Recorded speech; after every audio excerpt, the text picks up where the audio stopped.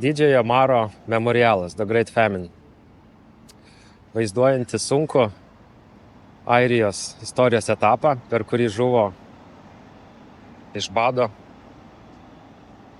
mirė iš bado, nežuvo iš bado, apie 1 milijonas žmonių, dar 1 milijonas buvo priversti išvykti į Kanadą, Jungtinės Amerikos valstijas.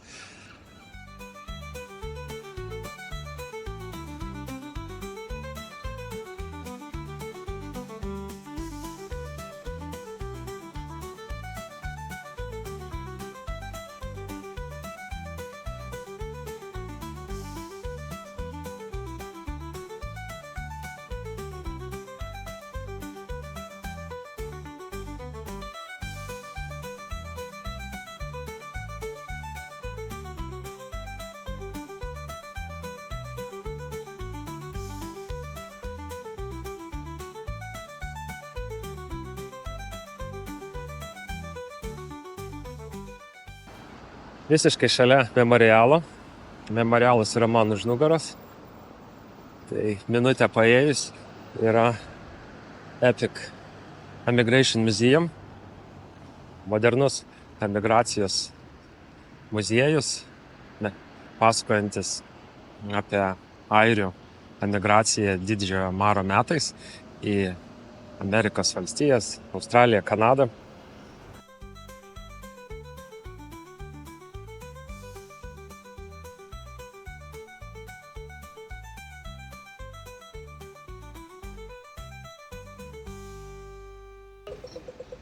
Operatorė atėjo kavos pertraukėlės metas ir palei rekomendacijas apsilankysime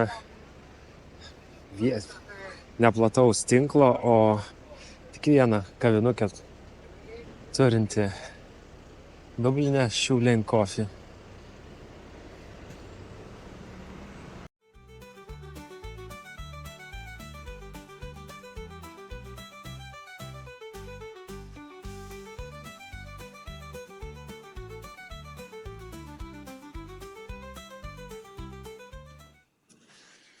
Restauruojant Dublino Docklandus, architektai stengiasi išsaugoti ir įtraukti ir senovinių elementų. Kai kurie savininkai nesutiko parduoti savo pastatų, bet kaip ir šitas iš naujo buvo atstatyta arka ir vaizdas ganėtinai gražus, modernus ofisų biuras su senovės elementais. O šis mažas pastatas matomai priklausęs žvejams.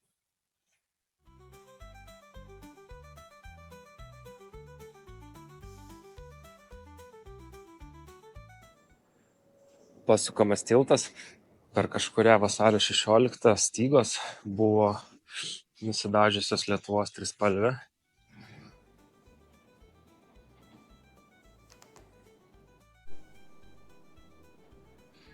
Šioje Life upės dalyje daug laivų neprišvartuota. Dėl pastovių potvynių ir atoslūgių ši dalis nėra laivuojama ar vykdoma laivyba, nes vandens lygis staigiai krenta, tai kyla. Seniau naudotas nardymo varpas skirtas aptarnauti, remontuoti upės krantines.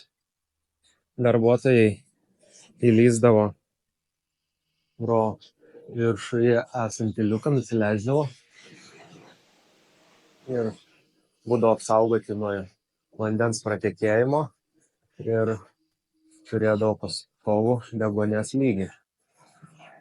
Mini muziejus vaikščiojant palei upės pakrantę.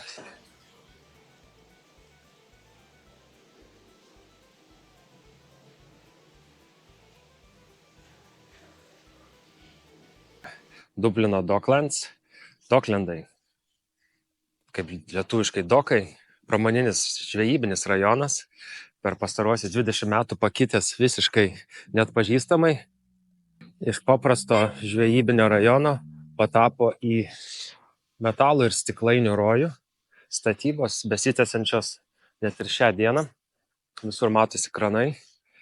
Vienas iš brangesnių rajonų, nes yra įsikūrę pagrindinės pasaulio įmonės Microsoftas, Google, Facebook ir tapęs neatsiejama didžiųjų renginių erdvė. Oranžinių plytų pastatas O3 arena, kurioje vyksta pagrindiniai Dublino koncertai. Kitoje pusėje šių pastatų taipogi didelė arena, nežinau, kas ten vyksta. Va. Aš nežinau, toj pusėje kas. Aha, bet ten teatras, ne? Aha.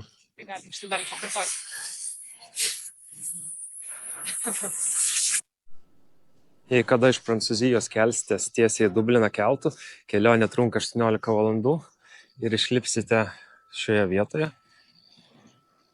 Ir Dublino centras visai netoli. Tik aišku, su parkingu bus problema, nes parkingo kainos labai didelės, bet parkuojantis šiek tiek tolėliau galima rasti normalesnių.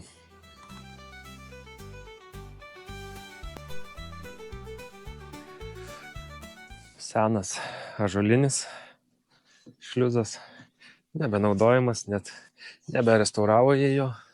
Ten matome, kaip viskas jau sulūžę. Ir šiuolaikinis, modernus, jau hidraulinis.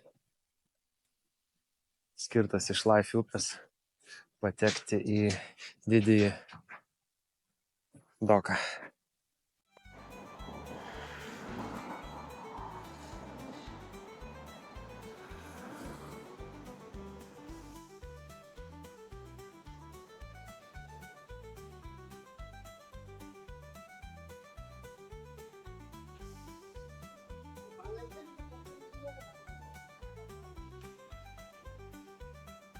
Už manęs matom vienintelę prieplauką baržoms Dublino centre. Čia ne Olandija, ne Anglija, tačiau įvertinant nuomos kainas, daug žmonių pasirenka gyventi šiuose baržose ištisus metus. Kaip ten matom, netrūksta dūmai, šildosi. Aišku, po įvykusio Brexito laivelių kainos padvigubėjo, patrigubėjo, bet kas jas turi iš senų laikų, tikrai puikus būdas ir ganėtinai įdomus būdas, pigus būdas gyventi pačioje Dublino širdyje, nemokant didelių nuomos kainų. Kaip ir minėjau pirmame epizode, autobusai nestos, jeigu nestabdysite jūs savo ranką.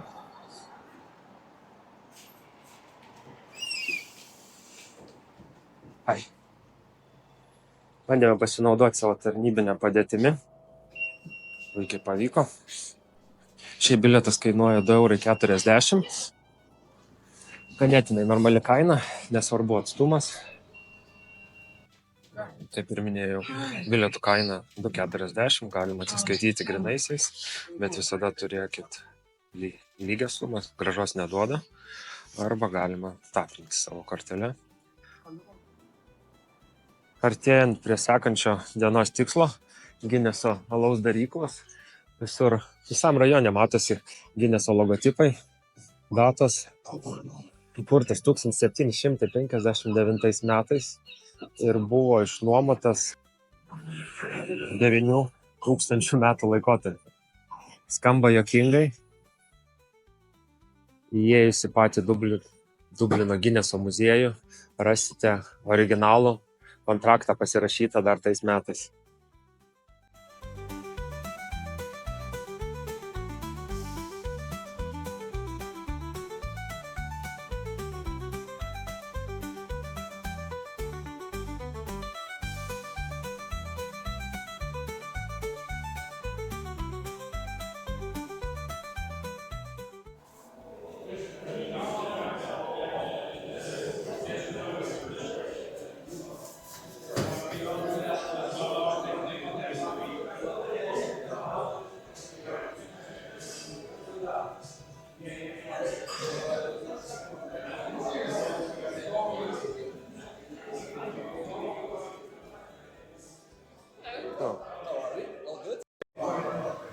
Prieš užeinant į patį muziejų yra Guinness Open Gates Brewery, darykla. Čia yra eksperimentiniai jų alus.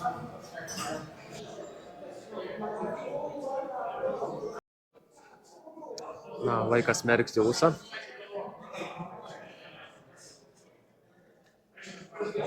Kaina pigesnė, vos ne dvigubai negu Temple Street bare. 6,50 berods, o mes iš vis ėmėme pusinę pintą. Tai už vienos pintos kainą gavome 2.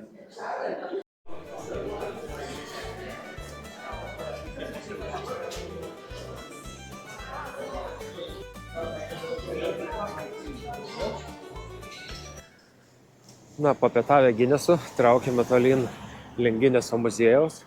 Kaip ir minėjau pirmam epizode, kad abu kanalai buvo iškasti didžiai daliai eksportuoti Ginesą, tai net šis pastatas ir yra pavadintas, nes kažkada čia buvo Grand kanalo dokas.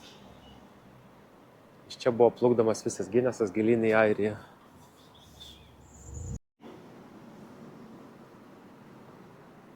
Gineso Gravity Bar, iš kurio atsiveria panorama 360 laipsnių visas Dublino pusės. Viena iš pramogų. Jeigu galima pavadinti tai pramogą. Pasijodinėjimas senovinė tradicinė karieta Dublino gatvėmis. Nelabai atrodo laimingas tas arkliukas.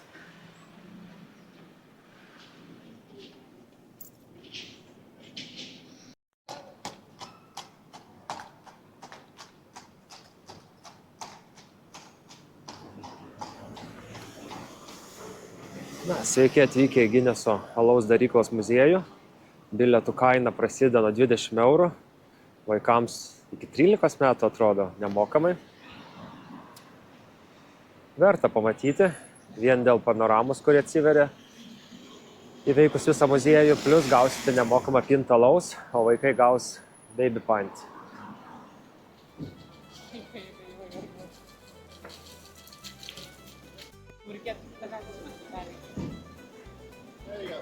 Rekomenduoju bilietus visada rezervuotis iš anksto, nes eilės būna ganėtinai ilgos, ypač savaitgalį.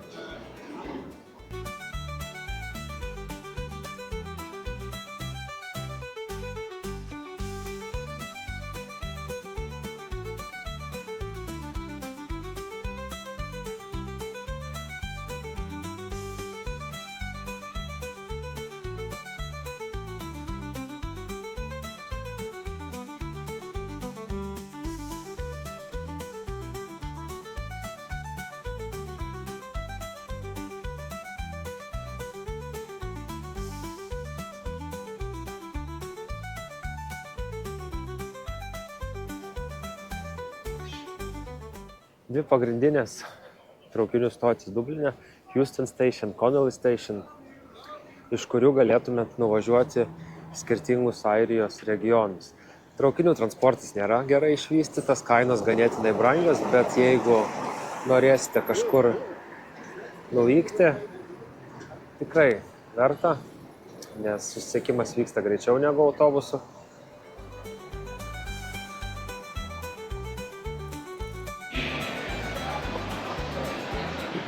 Houston traukinių stotis. Sena, statyta dar Viktorijos laikais. Vienas Viktorijos, jeigu nežino tokios. Šiandien penktadienis.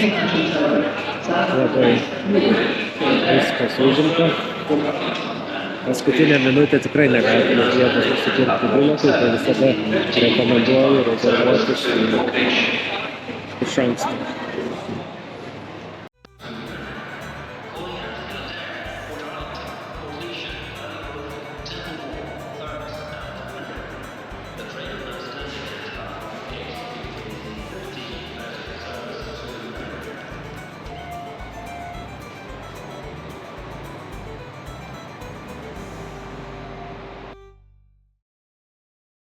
Bilietus rezervavus internetu galima atsiimti juos čia. Select your book tickets. Mašinos parkingas, bet kuris yra labai brangus. Arba tiesiogiai nusipirkti Tada tiesiog reikia susirasti stotelę, kur norite važiuoti. Kainos tikrai nėra, sakykime, Galvai. Esant maždaug už 200 km. Kaina į vieną pusę.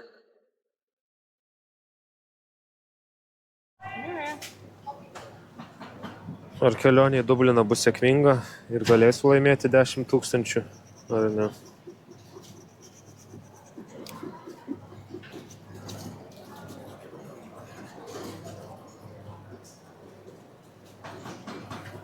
Nu va, laimėjau nieko.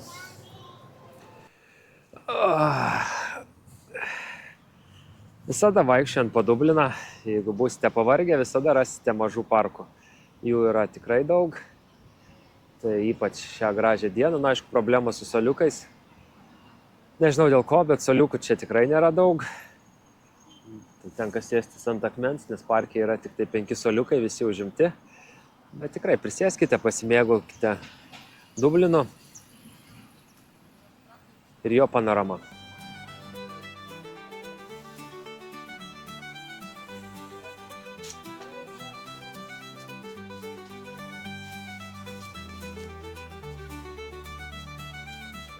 National Museum of Ireland, nacionalinis Airijos muziejus.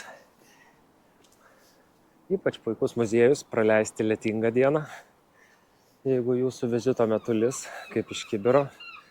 Jis dažniausiai čia ir lyja, tik mums šiandien pasisekė ir vakar pasisekė, kad 2 dienas be lietaus. Ir šiaip šis muziejus pasakoja, visos ekspozicijos rodo Airijos istoriją. Turi labai įdomų laivą sekančiam korpuse, tai štai ten. Ir svarbiausia, kad muziejus yra visiškai nemokamas. Kiekvieną dieną dirbantis iki 17 valandos, savaitgaliais nuo 13 valandos iki 17. Bet tikrai kaip nemokamas muziejus. Super.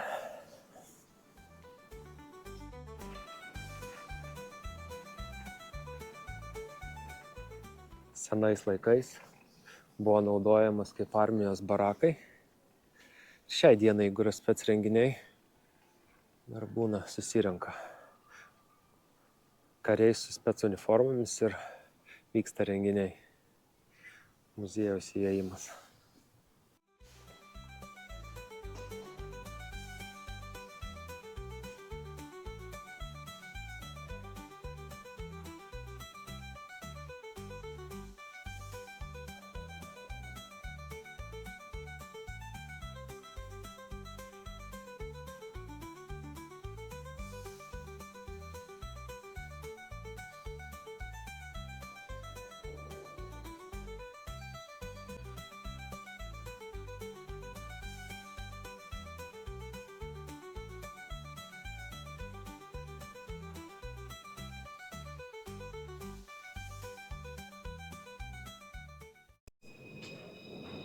Užkandžių metas. Ar jūs pastebėjot, kad dar pridėjo daugiau chemijos, kad skonis visai kažkoks plasmasinis gaunasi?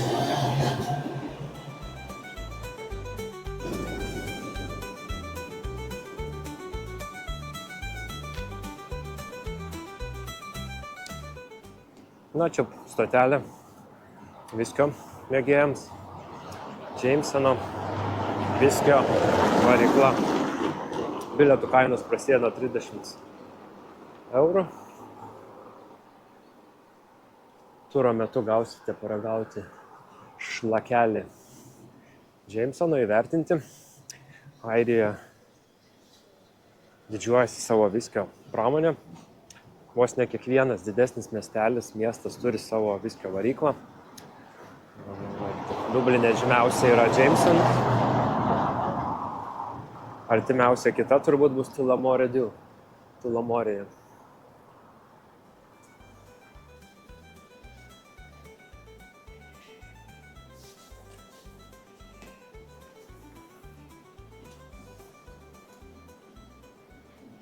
Netokį įspūdingo kaip Guinneso.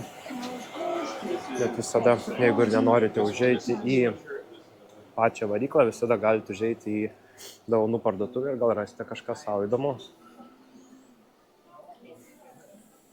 Aišku, kainos bus žymiai užkeltos ir ne pagrindinėse gatvėse tą patį gausite gerokai pigiau.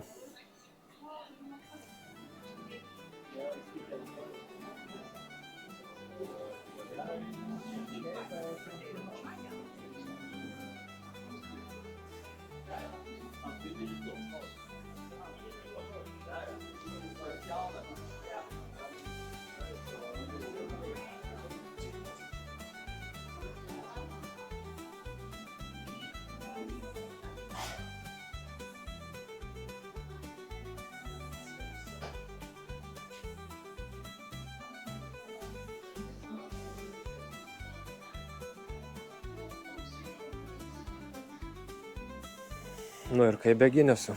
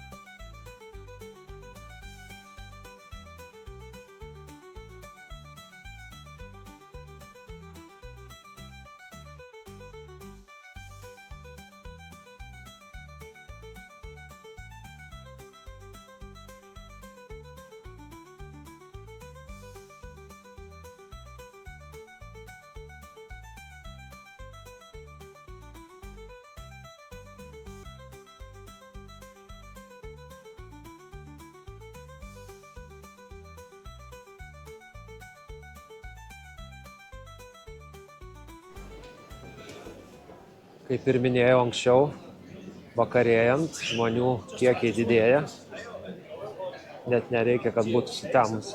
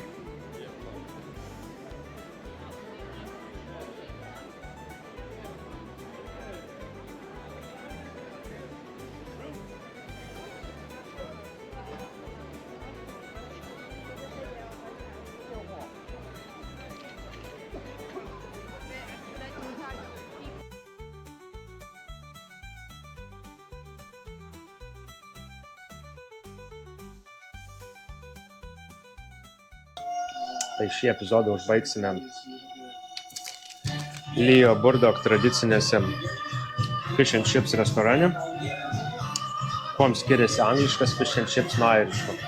Na, skirtumas nėra didelis. Dažniausiai tešloje naudojama Airijoje Guinnessas, Anglijoje paprastas alus. Angliška plutelė netokia traški. Žuvis Airijoje naudojama menkė. Pakrantės miesteliuose kartais naudojama plekšnė. Bulvytės pas anglus yra šiek tiek plonesnės negu pas airius. Patiekiama druska. Actas, jeigu mėgstate.